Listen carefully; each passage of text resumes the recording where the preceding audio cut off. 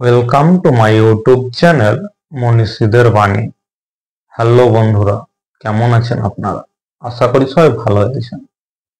তো আমার নাম রাহুল দাস।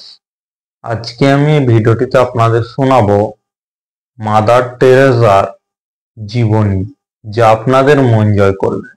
তো চলুন বন্ধুরা, দেরি না করে ভিডিওটি শুরু করা যাক। ভূমিকা: মানব মুক্তি এবং কল্যাণের মূর্ত প্রতীক হিসাবে যারা এ দেশকে সমৃদ্ধ করেছেন তাদের মধ্যে মাদার টেরেসা অন্যতম। মানুষকে নিপীড়ন, দুঃখ এবং শাসনের হাত থেকে মুক্তি দেওয়ার জন্য যে সকল সাধু, সন্ন্যাসী ও সন্তরা নিজেদের জীবন জনগণের জন্য উজাড় করে দিয়েছেন এবং সারা জীবন নিজেরা কষ্ট করেছেন, তাদের মধ্যে মাদার টেরেসা হলেন শেষ উত্তরাধিকারী। প্রাথমিক জীবন: 1910 সালের 26শে আগস্ট আলবেনিয়াতে এক ক্যাথলিক খ্রিস্টান পরিবারে জন্মগ্রহণ করেন মাদার টেরেসা। তার পিতার নাম ছিল নিকোলাস বোজাঝিউ এবং মাতার নাম ছিল দ্রোনাফাইল বোজাঝিউ। তার জন্মসূত্রে পাওয়া নাম ছিল অ্যাগনেস। এই ছোট্ট মেয়েটির গরিব মা বাবা কোনোদিনও ভাবতে পারেনি যে একদিন তাদের এই ছোট্ট মেয়ে বড় হয়ে পৃথিবীর সবার দুঃখ মোচন করার জন্য নিজের জীবন উৎসর্গ করবে। ছোট্ট অ্যাগনেস করুণাময় যিশু এবং মাতা মেরির মূর্তির সামনে দাঁড়িয়ে নত মস্তকে সকল মানুষের দুঃখ মোচন করার জন্য প্রার্থনা করতেন। সেটি ছিল তাদের অজানা। এইভাবে প্রার্থনা করতে করতে একদিন নিজেই বেরিয়ে পড়েন মানুষের দুঃখ মোচন করার জন্য এবং ধীরে ধীরে হয়ে ওঠেন সকলের প্রিয় মাদার টেরেসা। সকলের মা অ্যাগনেসার ছিল দুই বোন ও এক ভাই। জন্ম থেকেই এই ছোট্ট মেয়েটির ছিল একটি পা কৃশ। শারীরিক এই প্রতিবন্ধকতার জন্য তিনি সবসময় নিজেকে লজ্জার আবরণে ঢেকে রাখতেন। মাত্র 7 বছর বয়সে অ্যাগনেস পিতৃহারা হন। প্রথম বিশ্বযুদ্ধের সময় ক্ষতবিক্ষত যুগোস্লাভিয়াতে 3টি শিশুকে অনেক কষ্টে লালন পালন করেন তাদের মা। মায়ের অনুপ্রেরণাতেই খুব কম বয়স থেকে দুর্ভিক্ষ এবং কষ্টে জর্জরিত মানুষদের দুঃখ মোচনের জন্য আকৃষ্ট হন ছোট্ট অ্যাগনেস। শিক্ষা ও কর্মজীবন: প্রথম জীবনে স্থানীয় সরকারি স্কুলেই নিজের প্রাথমিক শিক্ষা সম্পন্ন করেন অ্যাগনেস ও পরে নিজের পিতৃভূমিতেই বাকি শিক্ষা সম্পন্ন করেন। প্রথমে তিনি এখানেই শিক্ষিকা হিসাবে সেন্ট মার্গারেট স্কুলে অংশগ্রহণ করেন এবং মাত্র 3টি শিশুকে নিয়ে শিক্ষকতা শুরু করেন। এরপর মাত্র 18 বছর বয়সে 1929 সালে মাদার টেরেসা ভারতে আসেন। 18 বছর বয়স থেকেই তিনি নিজেকে মানুষের সেবার কাজে বিলিয়ে দেন। এরপর কলকাতার এন্ট্রালিতে সেন্ট মেরিজ হাই স্কুলে ভূগোল শিক্ষিকা হিসেবে কাজ শুরু করেন। পরে লরেটো স্কুলেও যোগদান করেন। 1947 সালে ভারতের স্বাধীনতার প্রাক্কালে ভারতীয় নাগরিকত্ব পান। এখানে থাকা অবস্থায় 50-এর মন্বন্তর হিন্দু মুসলমান দাঙ্গা শহরে নেমে আসে অবর্ণনীয় দুঃখ আর মৃত্যুর মিছিল, যা মাদার টেরেসার মনে এনেছেন গভীর ক্ষত। সিস্টার অ্যাগনেস এই সময়েই শুরু করলেন তার কাজ। অচিরেই তিনি বুঝতে পারলেন পেছনের বঙ্গন রেখে দরিদ্র আত্মের সেবা হয়। এখানকার অতি দীন ক্ষুধার্ত মানুষদের পাশে আশা ভরসার ঝুলি নিয়ে দাঁড়াতে হলে তাকে চার দেওয়ালের গণ্ডির নিশ্চিত জীবন থেকে বেরিয়ে আসতে হবে। মাদার টেরেসার বাণী: 1946 সালের 10 সেপ্টেম্বর দার্জিলিং যাওয়ার সময় এক অলৌকিক উপলব্ধি হলো তার। মাদার টেরেসা যেন ঈশ্বরের প্রত্যাদেশ শুনতে পেলেন। এই উপলব্ধি নিজের ভাষায় ব্যক্ত করেন তিনি বলেন, I call within a call, the message was clear, I was to leave the convent and help the poor while living among them. আমৃত্যু তিনি দরিদ্র নিপীড়ন মানুষের সেবার কাজে নিযুক্ত থেকেছেন। তিনি মনে করতেন যে গরিবের সেবা করতে হবে। ঈশ্বরের এই আদেশ লাভের দিনটিকে আমৃত্য স্মরণ করতেন mother Teresa. The day of decision অর্থাৎ অনুপ্রেরণার দিন। মাদার টেরেসার প্রতিষ্ঠান সমূহ 1950 খ্রিস্টাব্দে ডায়োসিসান ধর্মপ্রচারকদের সংঘ করার জন্য ভ্যাটিকানের অনুমতি লাভ করেন। এই সংঘই পরবর্তীতে মিশনারিজ অফ চ্যারিটি হিসাবে আত্মপ্রকাশ করে কলকাতার মতিঝিল বস্তির দুঃখ ও দুর্গত মানুষদের দেখে হতদরিদ্র এবং দুরারোগ্য মানুষদের আশ্রয় ও চিকিৎসা দিতে 1952 খ্রিস্টাব্দে কলকাতার কালীঘাটে এক পরিত্যক্ত হিন্দু মন্দিরকে Kalighat home for the dying এ রূপান্তরিত করেন। পরবর্তীতে ইহার নাম পরিবর্তন করে রাখেন নির্মল হৃদয়। এই সময়ই মাদার টেরেসা টিটাগড়ে কুণ্ঠ রোগীদের সেবার জন্য একটি আশ্রম প্রতিষ্ঠা করেন, যার নাম দেন শান্তিনগর। তিনি মিশনারিজ অফ চ্যারিটির উদ্যোগে প্রত্যন্ত অঞ্চলেও কুণ্ঠ রোগের চিকিৎসা কেন্দ্র স্থাপন করেন। এছাড়াও অনাথ শিশুদের লালন পালন করতেন এবং তাদের থাকার জন্য 1955 খ্রিস্টাব্দে নির্মল শিশু ভবন স্থাপন করেন। বসতহীন শিশুদের কাছে এনে দিয়েছিল এক ধরনের স্বর্গ। দয়াময়ী মাদার টেরেসা নীল পাড় যুক্ত সাদা সুতির শাড়ি পরিধান করে তিনি বাম কাঁধে ঝুলিয়ে নিলেন পবিত্র ক্রুশ চিহ্ন।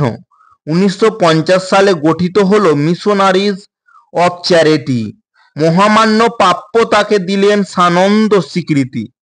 1954 সালে মহাতীর্থ কালীঘাটে স্থাপিত হল নির্মল হৃদয় মুমূর্ষু সদন। সেসব অসহায় নিরাশ্রয় নরনারী মৃত্যু পথযাত্রী তারা যাতে শান্তিতে শেষ নিঃশ্বাস ত্যাগ করতে পারে কিংবা পেতে পারে নবজীবনের ঠিকানা, সেই জন্যই এই প্রতিষ্ঠানের জন্ম। অর্ধ লক্ষাধিক মানুষ আজ পর্যন্ত সেখানে লাভ করেছে করুণাময়ী জননী স্নেহ শীতল করস্পর্শ পেয়েছে, পরিচ্ছন্ন শয্যা, থালা ভরা খাদ্য এবং শুশ্রূষা। 1. এই করুণাময়ী জননীর স্পর্শ বর্তমানে ছড়িয়ে আছে ভারতের 35টি শহরে, গঙ্গে এবং ভারতের বাইরে এবং পৃথিবীর নানা বিন্দুতে। এক বিশাল সেবিকা বাহিনী, বিশাল সেবাকর্মীর দল তার নেতৃত্বে মানবতার সেবার জন্য উৎসর্গকৃত জীবন। সেই সময় টিটাগড়ে কুণ্ঠ রোগীদের জন্য তিনি একটি আশ্রম খুলেছিলেন, যার নাম দেওয়া হয়েছিল শান্তিনগর। এছাড়া মিশনারিজ অফ চ্যারিটি উদ্যোগে গ্রহণ করে কলকাতার বাইরে প্রত্যন্ত অঞ্চলে বেশ কিছু কুণ্ঠ রোগ চিকিৎসা কেন্দ্র স্থাপন করে।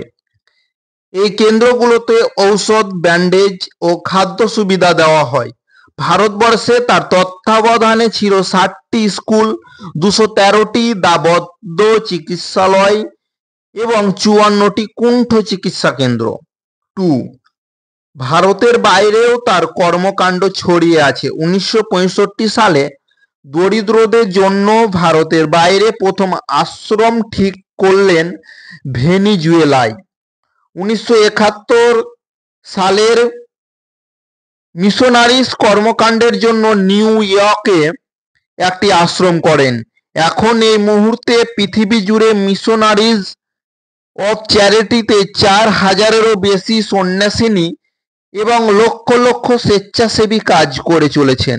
মাত্র 5 জন সন্ন্যাসিনীকে নিয়ে তিনি যে কেন্দ্র স্থাপন হয়েছিল তার খ্যাতি এবং সেবা চারিদিকে এখনো ছড়িয়ে পড়েছে। 1968 সালে রোম, তানজেয়া ও অস্ট্রিয়া এবং 1970-এর সময় এশিয়া, ইউরোপ, আফ্রিকা ও আমেরিকার কয়েক ডজন দেশে এর শাখা বিস্তারিত হয়ে থাকে।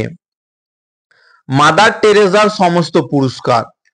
মাদার টেরেজার খ্যাতি যা শুধুমাত্র ভারতের মধ্যেই সীমাবদ্ধ থাকেনি, বরং সারা বিশ্বে ছড়িয়ে পড়েছিল তা বলার বাহুল্য রাখে না।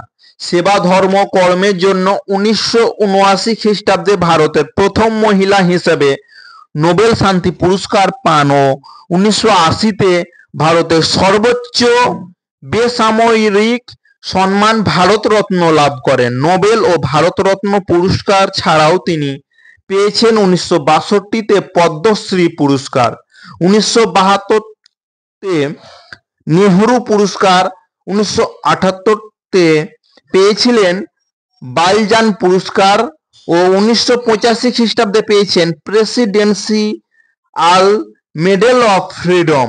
এছাড়া বিশ্বভারতীয় দেশিকতম উপাধি এবং ভ্যাটিকান সিটির 23তম পোপ জন পুরস্কার পান। বার্ধক্য জীবন ও প্রয়াণ। আত্মমানুষের নিঃস্বার্থ সেবা ও অক্লান্ত কর্ম প্রচেষ্টার পরও তার বার্ধক্য জীবন মোটেও সুখদায়ক ছিল না। 1983 পোপ জন পল II এর সাথে দেখা করার উদ্দেশ্যে রোম সফরের সময় মাদার টেরেজার প্রথম হার্ট অ্যাটাক হয়। 1979 সালে আবারও হার্ট অ্যাটাক হওয়ার পর তার দেহে কৃত্রিম পেসমেকার স্থাপন করা হয়।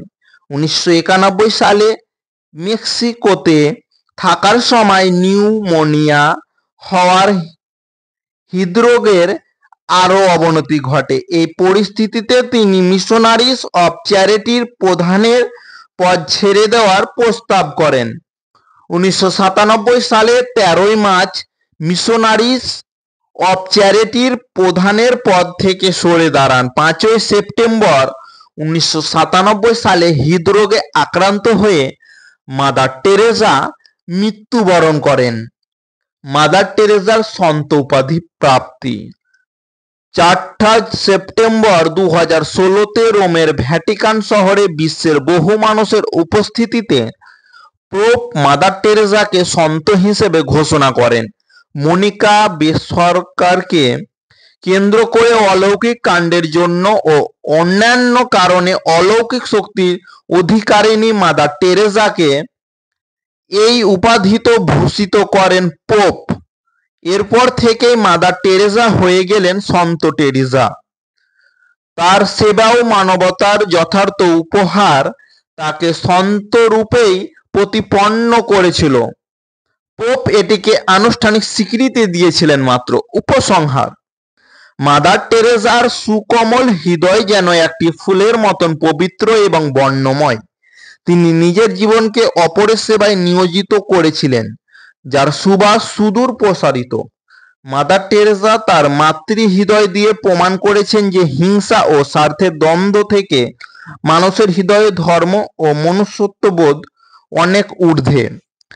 তাই তার সেবা, শান্তি ও করুণা আজ বিশ্বের দরবারে স্বীকৃত সব দিক দিয়ে। তিনি এক মূর্তিমতী জীবন্ত বিগ্রহ। তিনি যে সকলের মা, আমাদের সকলের প্রাণের মা। ভিডিওটি যদি আপনাদের ভালো লেগে থাকে তাহলে ভিডিওটিতে লাইক, কমেন্ট, শেয়ার করবেন। আর এই ধরনের নতুন নতুন ভিডিও পেতে আমার চ্যানেলটিকে সাবস্ক্রাইব করতে একদম ভুলবে না এবং পাশে থাকা বেল বাটনটি প্রেস করবে, যাতে সবার প্রথমে আমার নতুন নতুন ভিডিও আপনাদের কাছে গিয়ে পৌঁছায়। ভালো থাকবেন, সুস্থ থাকবেন। আজকের মতো এখানেই দেখা হবে পরবর্তী কোনো ভিডিওতে। থ্যাংক ইউ, ধন্যবাদ।